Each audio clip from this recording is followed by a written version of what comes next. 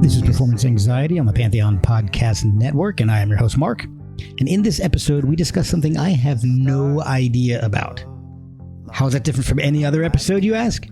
Well, in this one, I'm joined by Benjamin Wright of Benjamin Jayne and Jeremy Toback of Renee and Jeremy and Brad. We all got together to talk about music and psychology. That's a pretty broad brush, but since Benjamin is a psychologist during the day, I felt we were in good hands. We begin by asking the question, are there common psychological traits among creative people? But we quickly move on to other topics like music's role in psychological healing, how your mindset changes when you add people to the writing process, and how one song can be interpreted differently between kids and adults. I learned what a morphogenetic field is, how a breakdown on tour changed how Jeremy looks at things, and Benjamin's thoughts on psychology today, as a creative as well as a medical professional.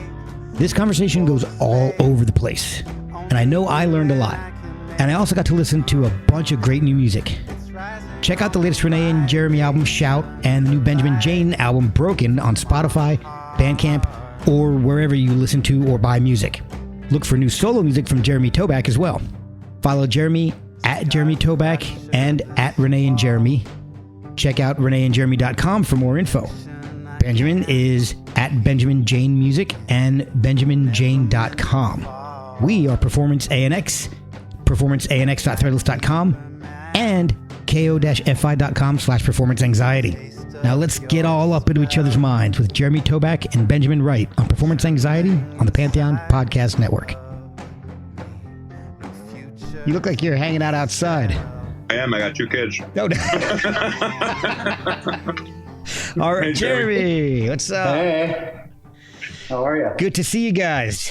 Yeah, man. It's been a while. All right. Jeremy, meet Benjamin. Benjamin, Jeremy.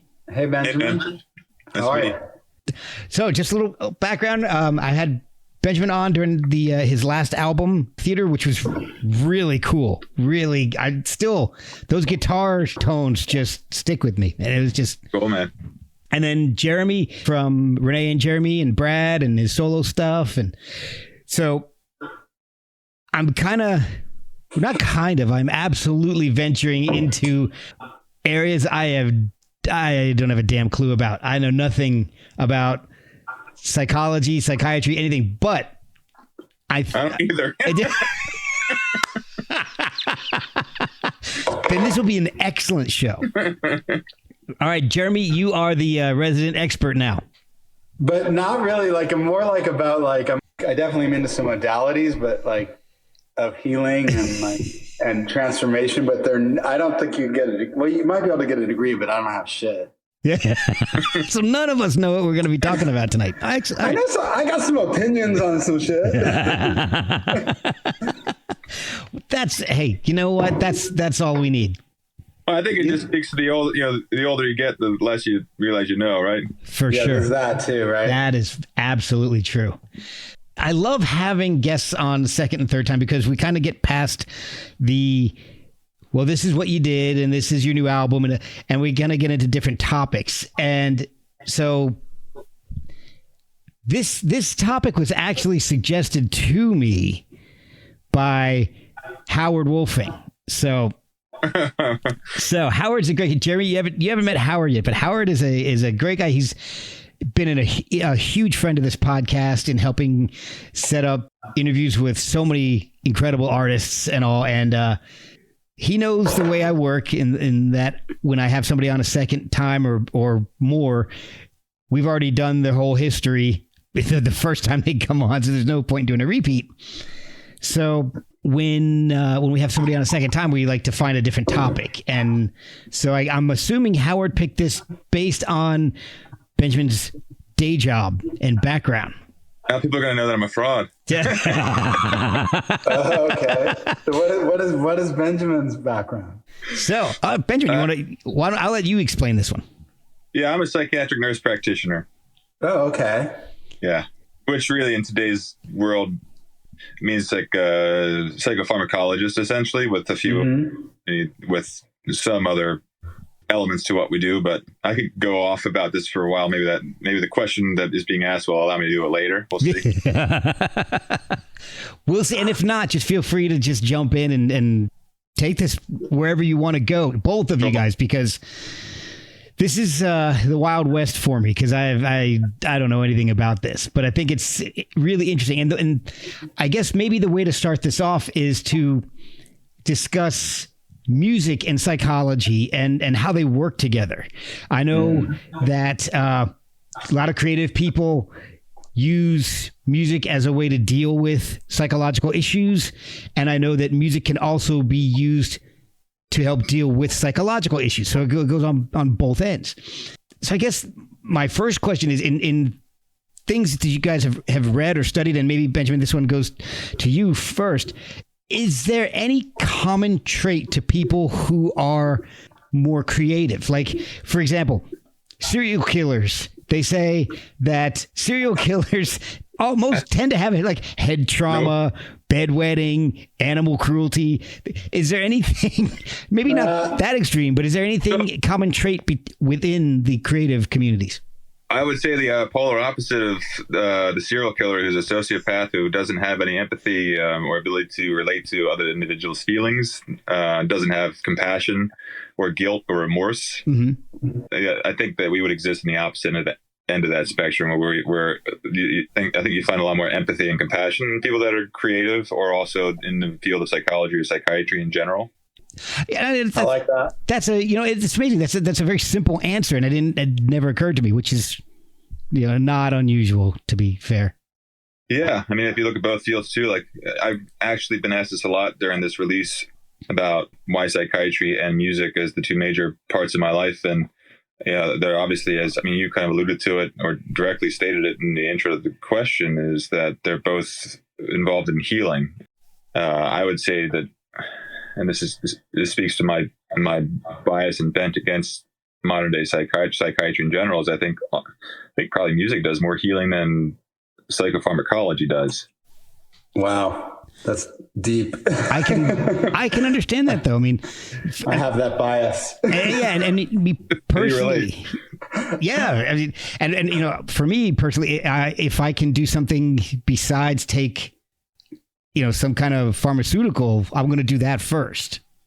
Yeah. So. And what I don't want to do is put myself out there by ostracizing the field in which I work. Right. I have definitely seen medications save people's lives. I just think that it's in the society we live in nowadays, it's the expectations of timelines of recovery and get your together to get back to production or whatever value you add to society needs to be quick. And so the fix is streamlined to something that's not necessarily always the answer, not frequently the answer. The answer is generally that we're all struggling or suffering with something in our environment that needs to be looked at. I mean, a lot of philosophers think that major depression stops us in our tracks to say, you're not going the right way. Take a minute and think about if you're living a truth or what's not resonating right. So wow. I think that's where music really helps, because music takes us inward and we can find compassion and reflection in that experience.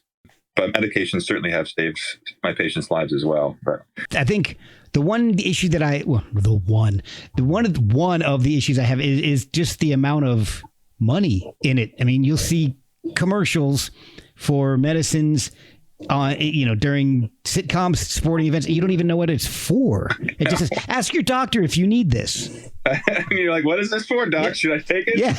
Hey, doctor, do I need X, Y, and Z? Yeah, sure. Yeah. The irony there is that in my ghost writing job, I end up writing behind the scenes, not on the creative of pharma ads, but to help directors get the pharma ads. Wow. Which a lot of it, I'm just like, this is creepy.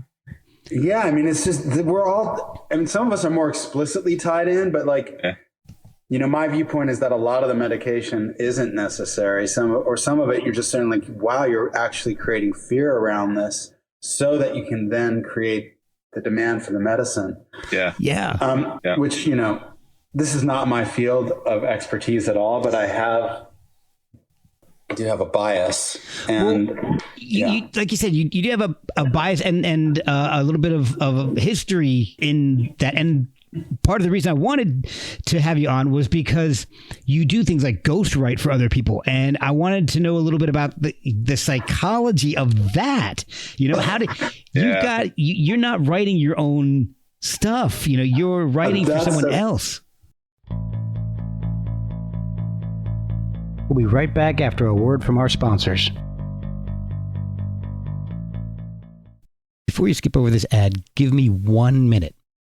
Like most podcasts, I pick sponsors carefully, and I use the products that advertise here. Pure Spectrum CBD is a product that has been really beneficial for me. They have a wide variety of great products that can be used on a daily or as-needed basis. I've been using the tincture every day, and it's been wonderful for easing anxiety. And I absolutely love the isolate. I use it instead of acetaminophen or ibuprofen, and it's worked so well for the relief of aches and pains. They also have soaks, lotions, salves, gummies, and more, plus an entire line for fitness recovery. They even have products for your pets. See everything they offer at purespectrumcbd.com. And if you have questions, they're there to help. They helped me when I had no idea where to start. After you fill your cart, use code PERFORMANCEANX for 15% off your purchase. Pure Spectrum CBD, Pure Spectrum CBD, Pure Spectrum CBD. So, okay, I feel completely unequipped to talk about anything official in terms of like. There's nothing official about anything concerning this podcast ever. Of psychology or psychiatry. What I can say is this. I mean, you're asking me about ghostwriting. I was going to take another point of entry. Yeah, go for it. We can come back to it. Just to give background of why I said yes to this, which is that even though I'm a recording artist and I have been for a long time, my initial entree into music was very much, even though I loved music and loved pop music, I was coming at it from a sort of spiritual vibrational background. I as a young adult, got very into Hazrat Inayat Khan, who's a Sufi mystic who has written specific books on music and vibration. And I don't want to get too woo-woo, but I think I came into this life with this orientation. I don't know where the heck I would have gotten it. I got the Byrds from my parents, BYRDS. Right. Just not. My dad was an atheist. So I was interested from very early on in how I was going to incorporate uplifting vibrational modalities into song. And I was trying to do that, probably struggling for a long time, until eventually, like Renee and Jeremy, I think was the first time that I actually sort of was able to tap into. This is my son coming in. I got two. That's fine. Good. Ezra King Toback. Hello, welcome to the pod. So yeah, without being too meandering, yeah, but Renee and Jeremy, when we started making these lullabies for kids, that was, I think, the first time that I was able to bring it all together and put that into the music with Renee, obvious, with her participation as a partner in it. Wanna fly like an eagle to the sea. Fly like an eagle, let my spirit carry me. Wanna fly like an eagle till I'm free. Oh, through the revolution, feed the babies. Don't have enough to eat, shoot the children. And that kind of feedback that we got from those records was that there was something going on here that was special in terms of the way that it was interacting with the families and the kids and helping them relax, and not in any sort of new age way. We're just using songs, like not new age music, but and that continues to be a strong orientation in whatever kind of music that I'm. Well, you're coming at an angle that's probably more important than any aggregate of healing over time. It's probably more important from that angle than any westernized medicine when it comes to mental health. I'll stay there because that's where I work. But I was just at a psychedelic forum, learning about the power of psychedelics, and one of the interesting things about the hangups that we have in our field with that is this model doesn't allow for traditional medicine, traditional histories to play a role in providing evidence or supporting certain practices. It has to be like the standardized Western random double blind placebo trials, or else it doesn't mean anything, even if 2,000 years of vibrationist music has proven to be Right. We've got all these ancient traditions, right? And you've got people. I mean, we're getting hip to meditation, right? That has benefits, right? Yeah. And there've probably been studies on, I don't know, have there been studies on prayer? I don't know.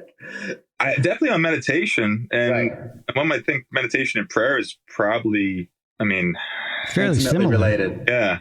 All right. So you bring up studies, and that's one of the other things that fascinates me is the different aspects of this. Like, music can be used for psychological therapy. There's, it can be used as an outlet to help someone psychologically, but it's also can help the listener. Like, music can make for a better workplace, can aid in sleep, and down to things like earworms. Why does a song get stuck in your head and you can't get it out? I mean, that's another area of psychology that fascinates me with music. It's just, I don't know. There's so many different ways to go with this, and I don't even really know. I'm very unfocused with this episode, if you can't I tell. love an earworm. Oh my God. I think the song is called The Hunter by Jess Williamson. Pretty slick, but it's one of her new songs on her new record. Oh yeah? Oh, that's your most recent earworm? Yeah, she's a hunter for the real thing. I'm sorry, we're gonna get back to the subject, but it's okay. This is what earworms do. Yeah. Yeah, the chorus is basically, she's like, it's okay, I would have blown your mind, but I guess I'll give you space or whatever. I'm a hunter for the real thing. I don't know. There's just like these lines, I'm flowing them, but you just go listen to it. I will have to check it out. So far, I haven't found anybody who agrees on the level that I do, but the latest earworm for me. And I wish I could explain it. I don't know why. I get it, man. We all have those songs that were just like, it just hits, man, And it's different for everybody. And then I play it over and over. Oh, my wife hates me for that. I will forget something, I'll get stuck in my head, and I'll have to listen to it several times in a row. She's like, stop, play something else. It's a good thing about being single. It's like my kids are over, they're doing other stuff. They're like, they're older. Ear buzzing. You said some other dope stuff. God, what did you say? And I took us all the way down there. Can I ask a quick question? Yeah. Just about your stuff where you felt like you hit on it. Was there a specific, did you identify like a specific, vibration or note or, range or rhythm or something that you guys were working with to make an album that hit what you're trying to hit? Or is it just kind of magic for you? Yeah. So that's the interesting thing, is that I know that there are people working with specific tonalities, and even like, it's not A440. Right. It's like 444. 440. What is it? A's 440, yeah. I know, but there's people who are into a different tuning thing that they say is more essential and hits so no, we didn't do that. It was very intuitive and kind of kismet. Just the combination of the way our voices combine is eerie and just soothing to people. And even though I'm in it, I can hear it. Like, even though I'm part of it, I'm like, wow, that's a weird thing. Some voices belong together. Yeah. And not that we sound like this, and I think they're kind of gods. So I'm not making this comparison as to elevate us, but like Crosby, Stills, and Nash. Oh, and then you add Young. Those voices are like magical the way they vibrate together. Yeah. And there's other people that you'll be like, wow, two great singers that don't sound good together. I'm not going to mention them, but like there's a lot of collabs these days because of the way it affects the algorithms and streaming and stuff. Yeah. And so you hear some out, you're like, I want to hear those voices together. I'll be like, no, not really. Not ever again. No. Whereas like Phoebe Bridgers and the dude from The National, Yeah. Sounds great together. Phoebe and this other cat, I'm not going to talk about, not so good.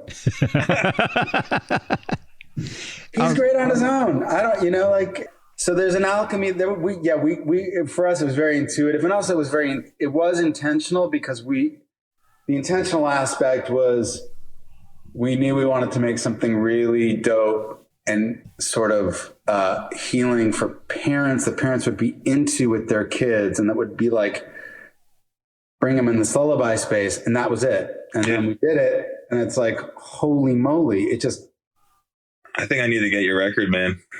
I mean, do you have little ones? I got she just turned 8 and 10. Yeah. Okay.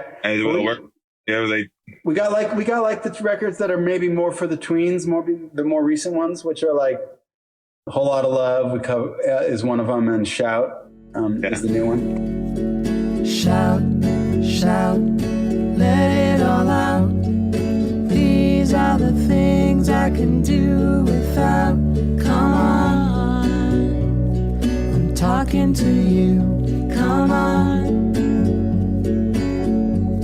I really wanna shout, shout, let it all out. Really wanna. These are the things I can do without. Come on.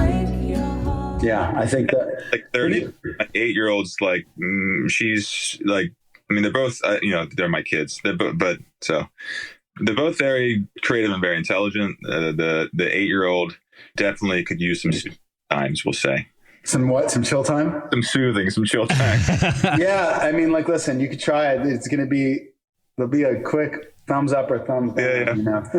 Well, I hear you. it's great. And so Renee and Jeremy just have a new album out, the Shout album. And it's really cool because what you guys do is so unique. I mean, you take these songs that maybe like I grew up with and you guys grew up with it, and you turn them into lullabies, which to me, it's psychologically, that's just fascinating. I mean, you've done Red Hot Chili Peppers on the new album. You've got a song by Talk Talk, Tears for Fears, Steve Miller, Harry Styles.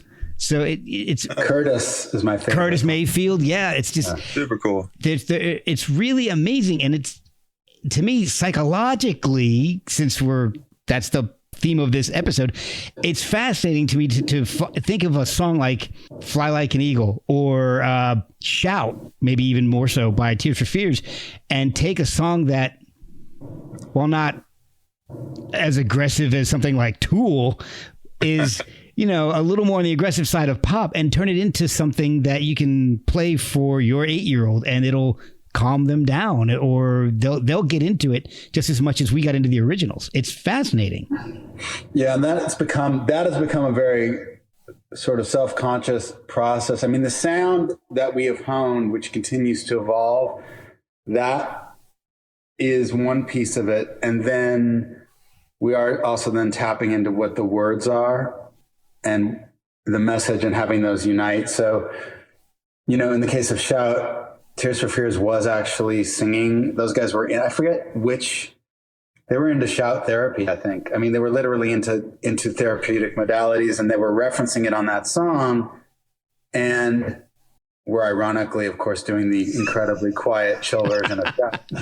But there's all sorts of people in Asia listening to it. Like, it's like very crossover. Like, it's not hitting lullabies there. And we consciously selected pieces of those lyrics, like the I really want to break your heart part, to talk about, like, to evoke breaking your heart wide open. There's things that we're getting into now that, whether I think that they come across unconsciously at the very least, but that we're getting into intentionally when we're putting these records, whether it's originals. It's the one thing when you're writing the words. It's another thing when you're like, oh, okay, this is cool. Or you stumble on Fly Like an Eagle and you're like, wow, Steve Miller has had this sort of like behind that sort of boogie 70s funk thing, bluesy funk thing, was this message of like healing underneath it, like feed the babies who don't have enough to eat, feed the children with no shoes on their feet. How's the people living in the street? Oh, there's a solution. It's like this prayer. Yeah. So. I think it speaks to I think some of the best writing is, it's reduced down to these basic elements that are universally understood by everybody. And therefore it's great lyrics for these messages for kids, for sure. Yeah. I mean, listen, there's all kinds of expressions that aren't like this, for sure, because it's great songs that don't talk about this stuff. But yeah, I mean, there are these nuggets hanging out there in the songbook. Yeah, sure. So Benjamin, you also have a new album out, and it sounds a bit darker than some of the previous stuff. Is that possible? Wow, it's not like there's anything dark going on in the world. Dude. No, of course not. No, everything's bright and happy. So this is going to stick out like a sore thumb. Yeah. But I got to hear it. Oh man, it is so good. Okay. I was kind of looking and I didn't find. Anyway, you'll send me links. So. Oh yeah, we'll I'm definitely. surprised you weren't able to find it, man. Huge. Like Steve Miller, huge. I'm huge at my house. in your hospital. Yeah. So I love looking at the weird cities where it's like, oh wow, Goleta. Goleta. It's the northern part of Santa Barbara where UCSB is. Like, Got you. Yeah. Anyway. So Benjamin, do you in your day-to-day stuff, do you use music as part of the therapy, and does that influence what you write on your own? I don't use it like at work for therapy. Okay. I certainly take the time to ask my patients what they're passionate about, what brings them joy and happiness, things of that nature that distracts them and provides them outlets. And you'll be surprised at how many people don't know what those things are. Wow. Yeah. So I do fully support like them investigating that part of them. Some of them knew when they were in their like teens and early 20s, but then they raised kids or, had careers and they didn't spend any time with themselves. So they forgot, literally forgot what they liked, which is bizarre. Wow. So I do really push for them to feed their souls in whatever creative aspect that is. If it's knitting, if it's, bowling, guitar, art, anything, just find something that moves you, for sure. But for me, it's really personal. For me, it's the work that I do is pretty emotionally taxing, and I will not be doing this for the rest of my life. This is just one of a few careers I'll have because I don't have the capacity to continue to do this for much longer than 15 years. I think it'll just burn me up. So I come home and I use music. For me, it's this, it's how I sustain my practice is to engage in writing and playing. Wow. So I get that. I feel that that's really heartbreaking to hear. And I'm at the same time glad that you're engaging at that level, that people are so disconnected from themselves in that way, that they don't know what brings them joy. We'll be right back after a word from our sponsors. That's a trip. That is amazing. yeah. But it's also good to know that you do know what brings you joy, and you can see the light at the tunnel there. Maybe it's a train, maybe it's not, but you see it there, and you know your time frame basically, and you're going to have to get out at some point. Yeah, for sure. I mean, I think there's a way you could practice psychiatry that would be, and I'm speaking just for me, I don't fit well into the westernized model of psychiatry in a way that allows me to feel sustainable in general. There is a possibility that here's the rub, right? When my student loans are eventually forgiven or paid off, and I'm not like bound by chasing after salaries to support debt that shouldn't really exist at the level I have, then I could practice in a way that speaks more truly to me and be more sustainable. I think that I could do that, but the model that we live in is completely dishonest, completely broken, misprioritized. I mean, it's really an embarrassment. Yeah.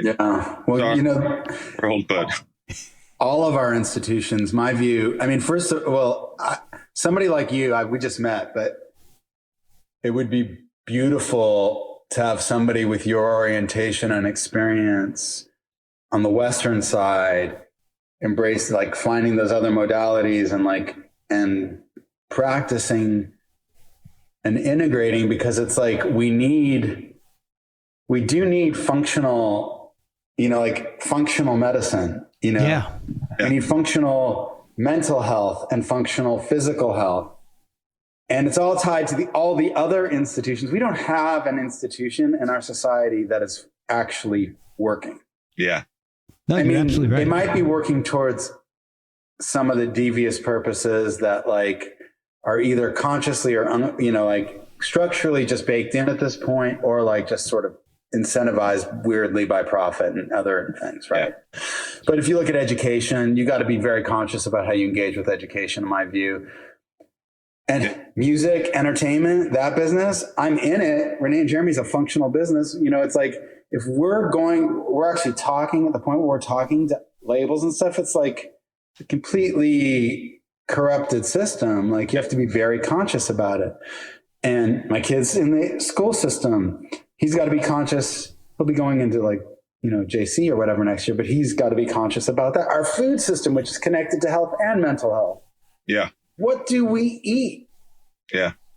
Hello, like seriously? Yeah. I'm affording the good stuff, right? Yeah, it's just an unraveling of the entire infrastructure of our society here. And wise, it's not a very healthy and honest situation, construct. No, not at all. And we saw that big time, of course, during COVID and whatever. But like, it's like, it's there at every level. I mean, that's actually interestingly I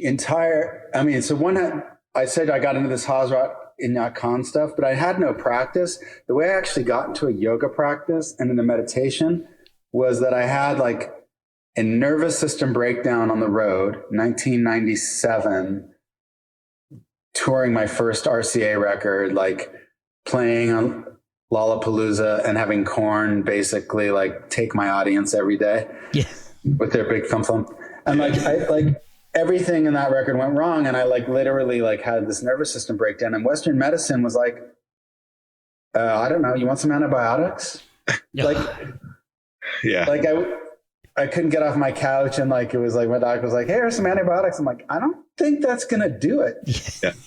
And that got me into like literally Kundalini yoga on the one hand and acupuncture on the other hand, and all these other things.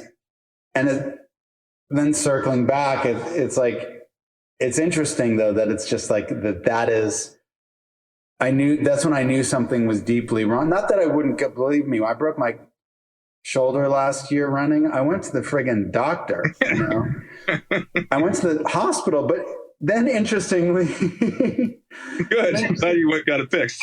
Right? They're like, oh, okay, well, actually, we can't do surgery on it. It's just going to mend. And then he was like, oh, you've got nerve damage. That's the big thing. That could take a year. And I was like, well, do you think acupuncture could help that? And he was like, I don't know. Maybe. That was an improvement. Yeah. Maybe was an improvement on like, no, that's some quackery shit. Yeah. And acupuncture took care of the nerve damage in 2 weeks. But wow. Great. A practice that has been around for millennia. And there's no reimbursement. Yeah. Exactly. Yeah, I had to see my guy. Luckily, he doesn't charge that much. Anyway, there's my rant. We can do this for a while. You got me. I mean, this is my I will say this in response to that. Just I feel as if I'm being dishonest most days of the week and that's why I don't feel like I can sustain it, because it's not. Most providers went into healthcare to help people, right? And when you're in the academic environment, it's not the same paradigm at all as the practice. And when you get out into practice, the elements that you have to deal with are so much more complex. And then the institutions that you work for are so much more complex. And the bottom line is not generally patient care. I mean, they say it is, but they have to support a business that's bleeding money. So that they have to see as many patients as they can. And the relationships that we maybe knew when we were growing up with our primary care providers is just not happening. Right. if you spend 30 minutes with a patient who's depressed, you might find out that their parents, dad was just laid off from work and they're not able to pay the bills and they have to sell a house and move in with grandma. You know what I mean? Like, oh, that makes sense. You're sad. Yeah. Right. That's hard. That's some hard stuff. Right. All right. So speaking of hard stuff, both of you guys have had experiences writing in groups and solo, working with groups of people and working by yourselves. I guess keeping on the psychological tone here, is there a different approach that you have to take when you're working with somebody else and having to consider their opinions and their thoughts and about the work, as opposed to working solo? Do you take a different approach each way, psychologically speaking? I would say I don't psychologically speaking, I wouldn't even frame it that way for me. I would just the human experience, right? Mm-hmm. That is psychology. The human experience is going to be different if you add another opinion and vibe into a circumstance. And depending on who you are as an individual, if you have interest and capacity and an openness, then you're going to be inviting that into the creative process, and it can be very productive if you're depends on how your ego is set up. If that can really influence the working environment with groups versus individuals. Yeah, so it's a challenge. It's definitely more of a challenge to work with people in that regard, just getting to know the pressure points and what you should let go of yourself and what you should invite in from others, and just that whole thing. And it's an intimate relationship. Completely. Yeah. I mean, I feel like any group of people, I don't know where this comes from, but morphogenetic field is this term. But the idea is that any group of people creates another personality. Yeah. Right. As a dynamic that evolves. And so bands or a duo, it's there's another person, like Renee and Jeremy has a personality that's beyond Renee and I. Yeah. And when we get together, the beautiful thing is that personality, and we tend to our relationship, and that personality is really healthy. And so that collaboration has a whole thing to it that's evolving. It's very different from what I'm doing now. There's a connection, but it is very different. It is also different to what I'm doing solo. And so I think it can be a beautiful thing. And for instance, with Brad, this is no secret, but the first record when everything was vibing and the weed was working, and really, quite frankly, to help. I mean, I was not really participating in that, but I was participating in the field. It was helping to dissolve the egos enough where we were all just collaborating, and this amazing thing came out between us. And then second record, there's good things on it, but the group vibe, not as good. Yeah. And I know you can feel it, actually. Yeah. I know fans can feel it. Yeah. The room, the color that you give off, the vibe, the vibrations. I mean, you talk about vibrations. Yeah. It's palpable. Oh, yeah. Yeah. And sometimes it's extremely powerful when those vibrations are not working well. There's anger and there's, ego trips and there's conflict that needs to be confronted. I mean, that can create some really beautiful situations for people to break down their shit in music. Yeah, for sure. There are bands and records that are completely made from that, right? Fleetwood Mac Rumors or whatever. Yeah, for sure. Yeah. It's Go Your Own Way is about Stevie. Yeah. Lindsay singing, and it's gotta have been fighting in the studio without saying a damn word to each other. Yeah, gotta be crazy, right? Writing, writing songs about somebody for them to sing. The trip. Yeah. That's fucked up. Yeah, making Stevie Nicks sing a song that he wrote about her. And she made a choice to sing it. Yeah.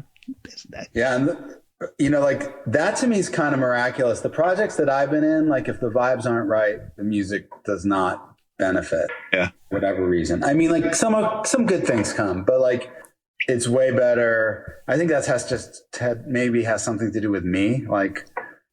I'm just not good at it. I can't fake the funk. It's if I don't love you, I can't really do it. Yeah.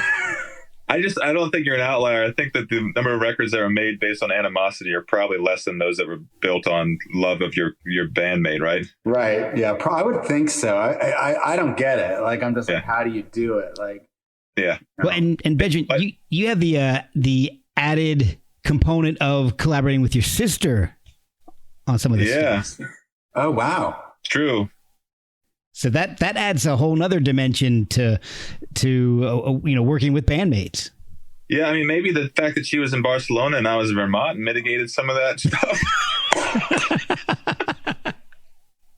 Distance. Good point. But no, I mean, you can have love and you can have conflict. Yeah. And every single record I'm actually thinking about Drew more than I am my sister. But yeah, Amanda and I did pretty well the first record. Our conflicts, I think, were actually at like when we were in post. It was more just about kind of how logistics and organization of that process was breaking down and how communication over final product was kind of being handled. But during the creative process, it was, I think we were very aware of each other. We were very aware that we were very aware of each other's feelings and very respectful. And it took us many years to get to that place. But I had more conflict with Drew than I did my sister. Oh, okay.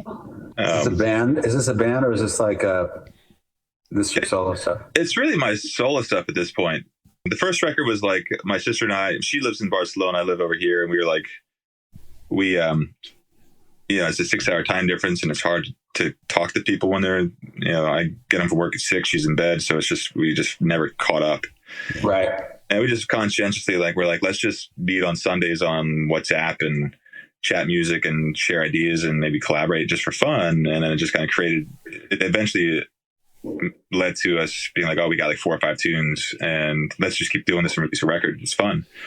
And so probably we released it and I got a few random reviews that were good. So I was motivated and kept on going, but I was busy setting up shop. Like she does teaching for English and Spanish and stuff. And has her own creative stuff. So she kind of took her own path and I kept on doing this project, but I'll still ask her to like do some backup singing and she will contribute like 1 song per record if it works out. So we still work together, but it's more or less a solo project at this point. And the guy Drew I brought up is the producer I've been working with. Got it. Yeah, I feel you. Yeah. So the new album, I think going back and listening to them, I think this is my favorite of all 3.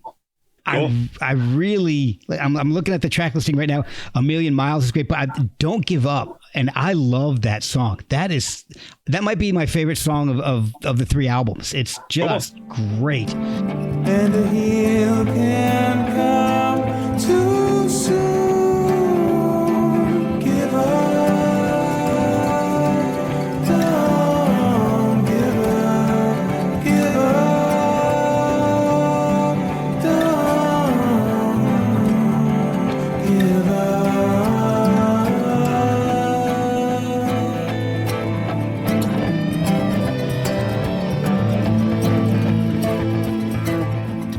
And I like the inclusion of like the children's choruses and the ambient noises on Broken. Same horizon, the same old town. I think it's all broken. This all feels broken. I think it's all broken.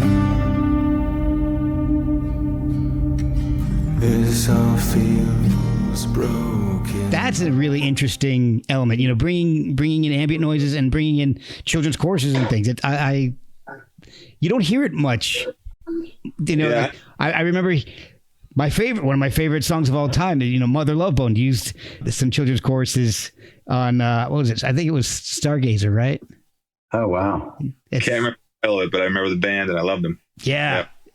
So that's something bringing in unusual pieces like that, it's not like bringing in an unusual instrument or something. It's bringing in, you know, a whole group of voices. So Yeah. I think that's a whole different aspect to think about, is musically and maybe psychologically. I don't know.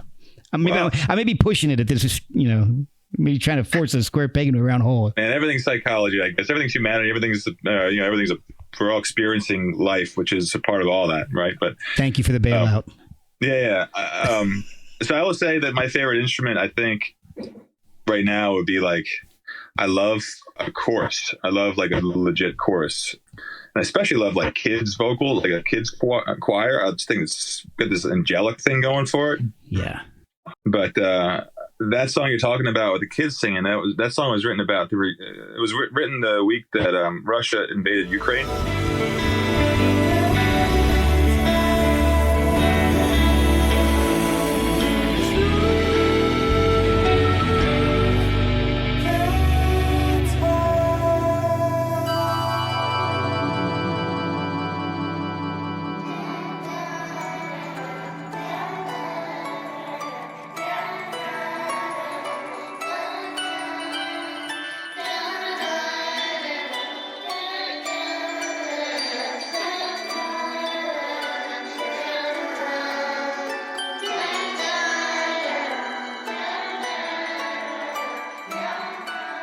So it was about like, it was just like my reaction to that. And I thought I just thought it'd be powerful to have kids do the outro on that one.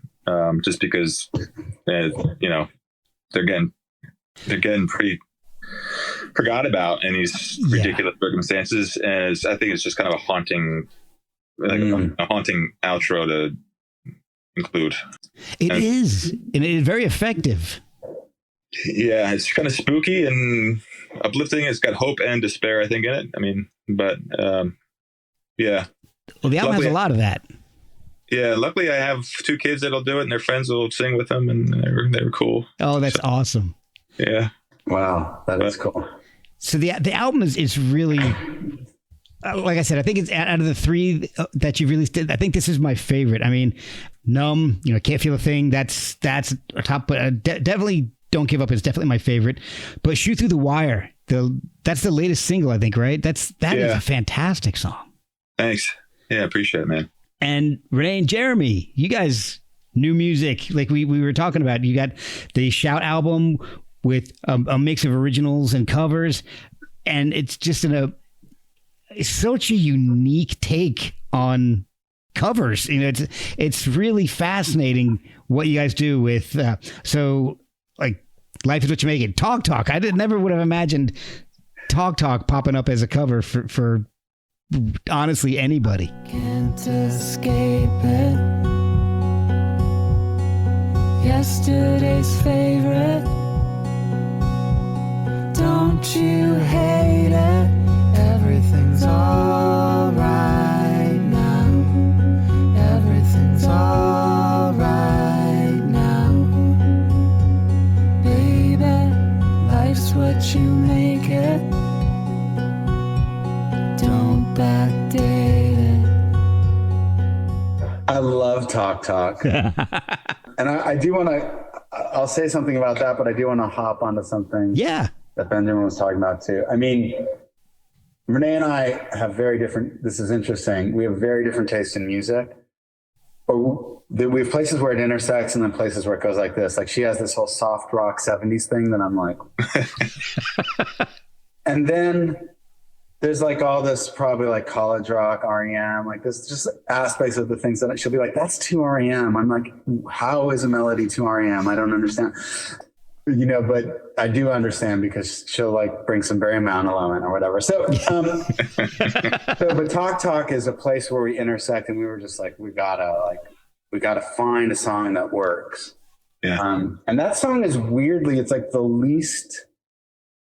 We tend to cover bigger songs just because it's kind of a way to tap into the cultural consciousness, right? Yeah. And sort of like do our thing where we're like, hey, yeah, this is your hit song, and we're going to do our like soothing, uplifting thing. Yeah. But that song, Life's What You Make It, is was like a minor maybe hit in England and probably nothing here. Yeah. And it's kind of doing really well right now, which is interesting. Oh, that's awesome. That's Yeah, cool. I mean, I think I love our version. That's beautiful. But there were two things I wanted to say. One of which is that which Benjamin was talking about, like considering elements of a song, I'm definitely thinking about the emotion that it's triggering in me. Maybe not before it goes down, but sometimes after the fact. Like we were in the studio the other night doing the song Better in the 70s for my solo. It's called Better in the 70s for my next solo thing. And there was like a guitar that was doubling this bass thing. And Joel Graves, who I was working with, did these cool effects on it. But when I was hearing it in the track, I was like, it was just bringing me down. Oh, And I wow. was like, it's really cool. And maybe there's a place for it in the song, but I was like, let's just take it out for now. Song's sad enough as is. It's sort of mournful look back. Things were better then. Like, it's like, I want there to be some light in here. And so sometimes you just like, sometimes you put something down and you're like, you got to be the sort of the arbiter or referee. Yeah, arbiter, conductor of vibe, right? Right. Of vibe.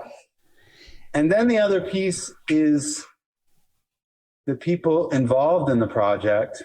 My mom is FaceTiming me, probably because I FaceTimed her mistakenly.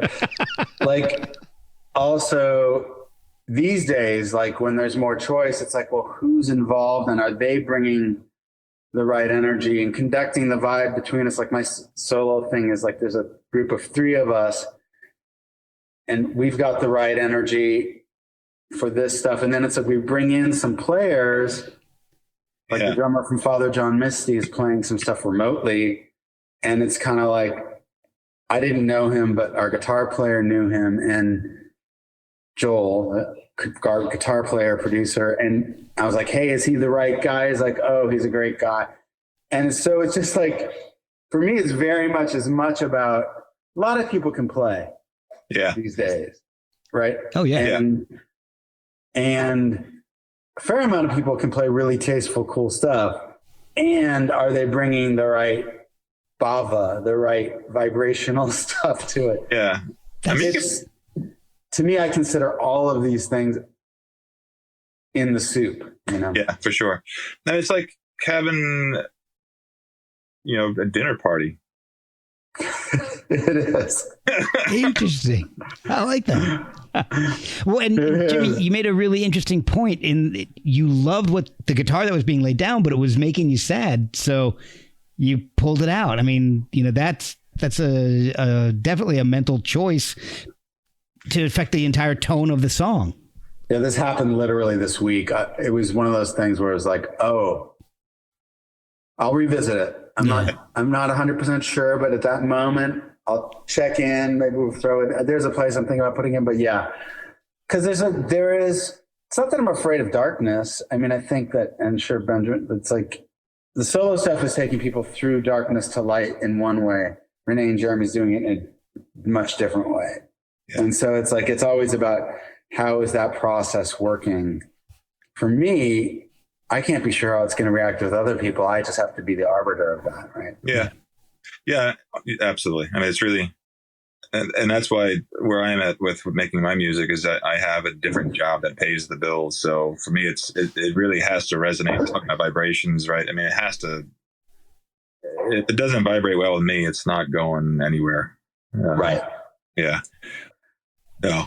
Well, both albums are fantastic. Renee and Jeremy, it's like you mentioned, Move On Up. That's a killer take on Curtis Mayfield. And, you also do Our House by Madness. Yeah. That's cool. I'd Like to Teach the World to Sing, which I always think of the Coke commercials. So your take on it is a lot different than the Coca-Cola commercials from the 70s. Yeah, I mean, those are like it's like we took that one and we darkened it. Yes, you did.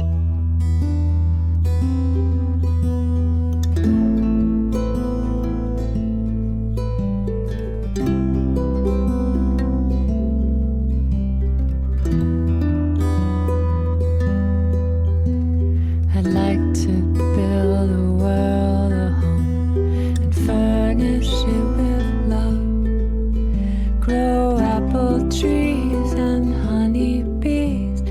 snow white turtle doves. It's pretty dark. It is.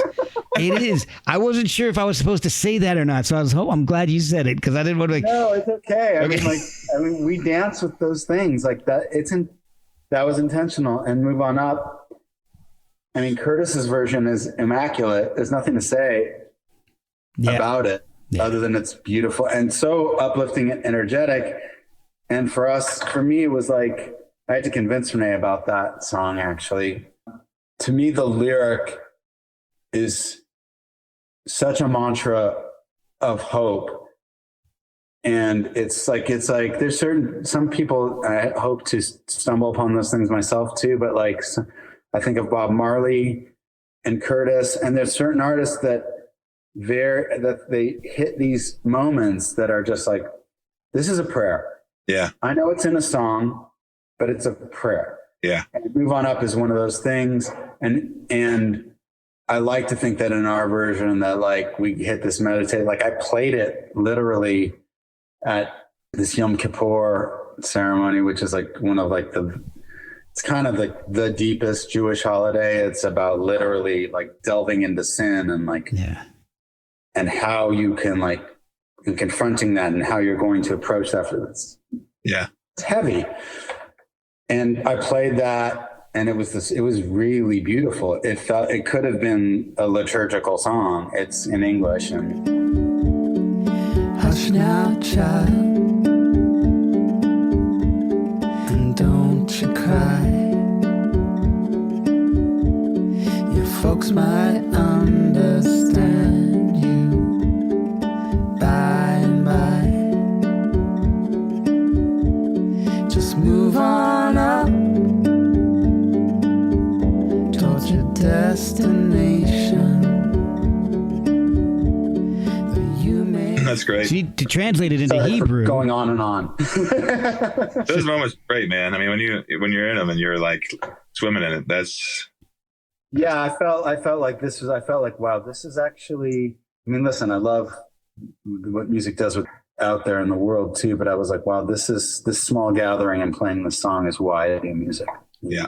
And Benjamin, your album, like I've said several times tonight, it's my favorite of what you've released so far. You got some amazing stuff, A Familiar Face. You know, your album goes light and dark as well. Yeah, for sure. I mean, of course, I've been getting a reputation for being melancholic.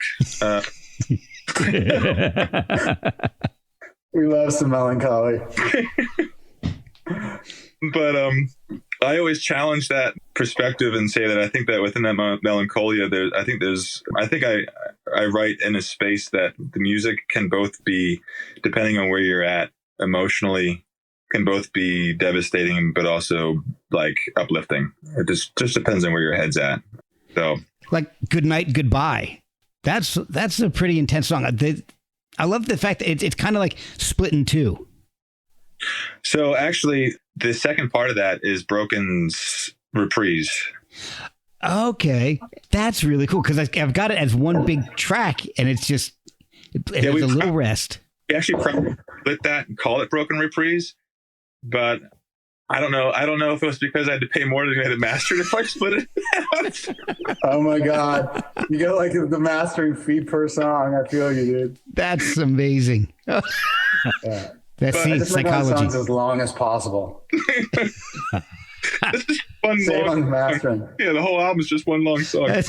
Mastering engineers are going to get hip to that. They're going to start charging us by the minute. Yeah. Edit this part out. Don't let it go. Okay. It'll be one big long beep. No, we love our mastering. So Broken, it was supposed to be, Broken's very, very dark. And then that was supposed to be just a representation of the fact that darkness does have light and there's hope. And we just decided to put the very end of the record as like an outtake hope piece, an uplifting outro. And then the idea is the next record will start with that actually being a full song. Oh, wow. I love that. Yeah. That is awesome. It's funny. I mean, obviously, I can't wait to hear your record, but like, yours, me too. I'm psyched to hear it. Like, I went on a little thing with Renee and I will do these things on Instagram, like, where we'll just talk about some stuff. And went on this whole thing about how, like, you need to put the sadness into the sweetness so you can really feel the sweetness. And because this is kind of the way life is, like we're going to get drawn into these emotions inevitably. Like it's just the way it is. Like we're going to get hurt by people. I mean, people will ultimate tragedy die, right? It's like, and so it's just like, but that's the nature of the earth plane. And like sadness is in a way a seed of joy. You know, it can be. Yeah. It just depends what you do with it. And I think it's why like we can get drawn to artists like Nick Drake. I mean, that is some sad sack music, man, but it is beautiful. Yeah. Absolutely. And it doesn't depress me. I think that's a perfect example of another artist that his music lives in the middle of sadness and joy. Right. Just a matter of where your head's at. Right. Yeah. Because there will be songs like For the Morning or whatever also, or like there's these songs that are just kind of like, and then it's like, I am the parasite of this town or whatever. They're like, whoa. Yeah. I had a steady diet of Nick Drake between the ages of like 20 and 25. I fell in love with him. Wow. All the good people. Yeah. Do. I've taken up a ton of your time tonight, and I want to thank both of you guys for doing this. And kind of, I know it was kind of scattered and all. I really didn't know exactly how I wanted to approach this, so I just kind of figured, well, we'll just hit as many different points as possible. But I want everybody to find out how they can find your album. So, Jeremy, where can people find Renee and Jeremy, follow you guys and what you're doing, and pick up the music? Yeah, it's pretty easy. It's Renee and Jeremy. That's that. It's everywhere. Like we have a website if you care to go to it, but whatever. It's on all the streaming services. Yeah. And then Jeremy Toback, Toback. You know, it's like I've got some solo stuff that I've put out. Although that page is kind of dominated by Renee and Jeremy's music because it gets so many more streams. You have to kind of dig for my solo. Fine. It's a good problem to have. And they can follow you on Instagram and. Yeah. If you want to follow me on Instagram, then you'll get my stuff about radical forgiveness and Ho'oponopono and all that. You know? And your awesome photography. I love your shots. Yeah, I'm trying to spread, in this world of there's so much clicks for anger and disagreement and hatred and division. I'm really making a conscious effort to, for the most part, just put beauty, truth, and love, those things out there as much as possible, and just a little shadow, shadow of darkness. But your photos are bringing light into the darkness. They are very, very sunny and bright and positive. Well, thank you, brother. Thank you. So yeah, I'm around. You can find me. Benjamin, how can people find your music and follow you and what you're doing? Well, I'm on my Porsche right now. Nice. Come and get me. In Vermont. Yeah. Nice. Autumn in Vermont. Yeah, it's actually a nice night. Finally, we've had too much rain around here, but we can sit outside today, so I'm doing it. Betty Carter, that's a good song. But anyway. But at Benjamin Jayne Music would be, I think, for Facebook and Instagram. Benjamin Jayne, all streaming platforms. It's spelled Jayne. Oh, okay. Yeah. So my parents spelled my sister's name a little bit different. So yeah. I do. I think it's BenjaminJayne.com. I don't. Again, I'm out there. Just go to the streaming platforms and search for Benjamin Jayne. I'm actually on BenjaminJayne.com right now, and yes, that's it. So. I'll be doing that. So, and you're on social medias at Benjamin Jayne also? Yeah, I mean, IG and Facebook, I think those monikers will be at Benjamin Jayne. Twitter is at Ben Jayne Music, but I don't really use. I'm not really an avid social media person, but if there's anything that is relevant, it'll be there. It's awesome. Well, guys, again, thank you so much. This has been really interesting. Yeah. Jeremy, great meeting you, man. Great talking with you. Hey, great meeting you too. I thought it was I had no idea what I was getting into, really, and I liked it. Oh, good. I appreciate your faith. I'm kind of like, unless it's like, an invitation to like, I don't know, the Nazi party, it's pretty much yes. Yeah. So I want to make clear unless there's another. Right. That's a no to Nazis. That's hard. Yeah. No. Unless they're like, do you want to change your ways or whatever? Yeah. Let's have to- Okay. So hey, we want to change our platform. Give us some ideas. Kind of want to embrace some love and peace and harmony. Yeah. Let's get into it, man. Let's get into some radical forgiveness. Nazis for love. Will be some Nazis for love. I think probably going to have to edit that part out. So. Yeah, you can edit it out. Yeah, sorry. Yeah.